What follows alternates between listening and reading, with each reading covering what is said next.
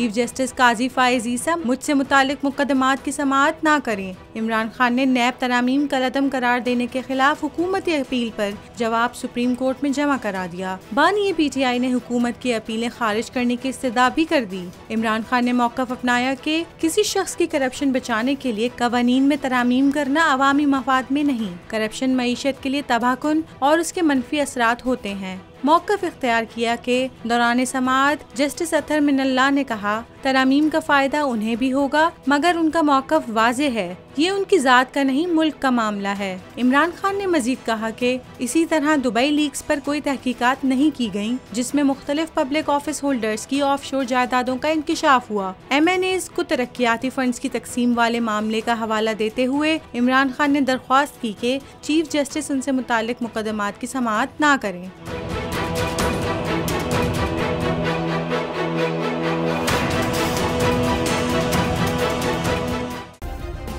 Subscribe करें और bell दबाएं ताकि कोई खबर रह न जाए।